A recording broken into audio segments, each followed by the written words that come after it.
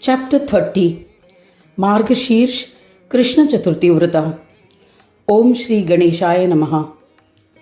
Dasharatha said, O revered Guru, please narrate the legends of Sankashti Vrata of the month of Margasheersh, which bestows everything, and I shall be content. Vasishtha said, I shall narrate the story of King Harishchandra. He was illustrious and majestic. King Harishchandra ruled the kingdom of Ayodhya. He was devout, virtuous, and piously performed various yajna-karmas.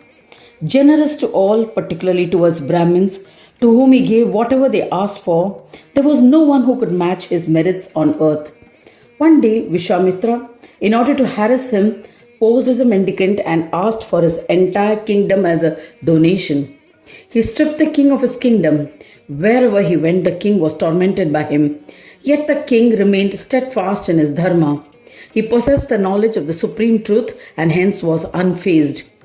Once on Chaturthi of the month of Margasheersh, the Muni again tested the king for his righteousness by depriving him of food and water the entire day. At moonrise, he was fortunate to get some food to eat, which he ate. On the day of Panchami, Vishwamitra had a change of heart. The yogi wondered about how and why he had changed. He was astonished. He realized that the king had observed the great Sankashti Vrata. The Muni became desirous of granting a boon and said to the king Harishchandra, O intelligent king, take back your kingdom and listen to my words of wisdom. This Chaturthi Vrata is not being observed in your kingdom. You faced numerous obstacles on account of this omission. I too was enraged as a result. There's no doubt about it.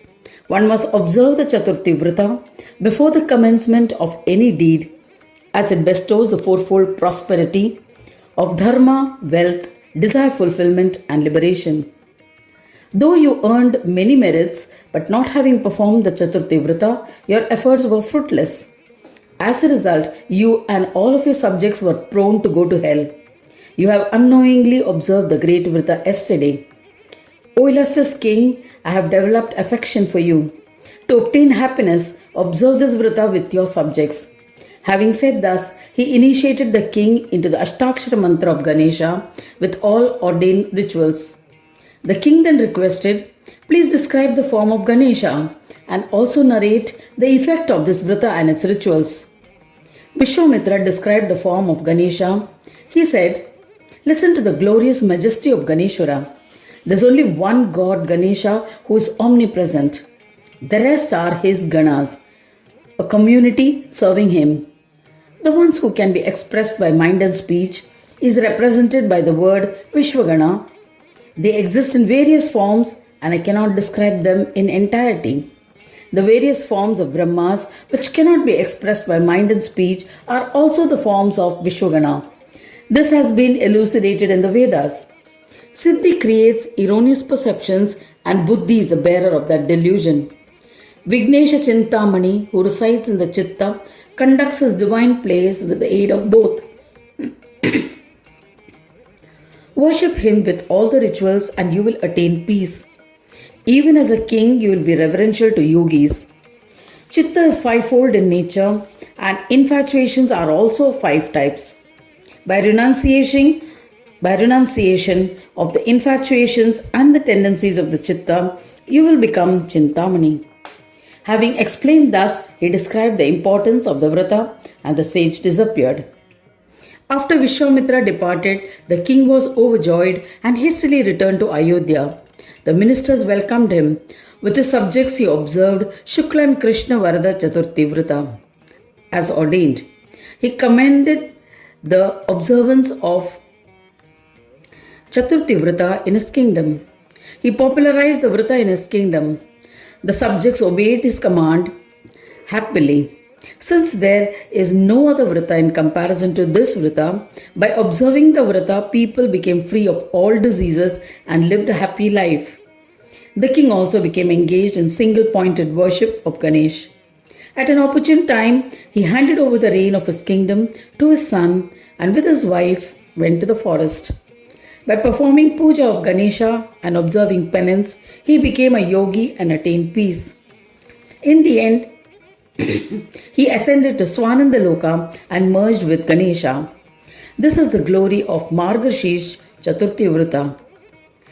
His subjects also, at an appropriate time, attained liberation because of the merits earned by observing them. Vasishtha said to Dasharatha, I shall narrate one more story relating to this Vrata. There was a town named Malwa where an enchanting prostitute named Karna lived. With her charming and enticing ways, she seduced men. There were many who, forgetting their own dharma, were infatuated by her. Men would desert their wives for her.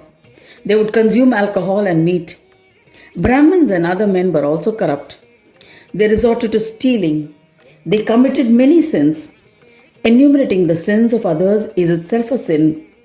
The prostitute Karna was sinful, terrible, extremely greedy, and destined for hell with all her followers. This was definite. Once, on the day of Margasheersh Krishna Chaturthi, she was afflicted with fever and was writhing in agony. She did not eat anything the whole day, but at moonrise she ate some food, and on Panchami she died. She had observed the Vrata unknowingly. Therefore she earned merits and attained liberation. She became a guide to the downtrodden. Anyone who observes the Vrata in this manner will also attain liberation and become merged with the divine. Such is the glory of Margasheersh Chaturthi Vrata that's beyond description. Anyone who reads or listens to it will earn merits and achieve all siddhis by the grace of Chintamani.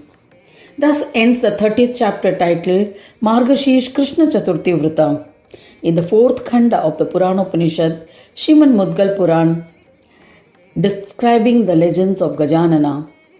Dedicated to Sri Gajanana. End of chapter 30.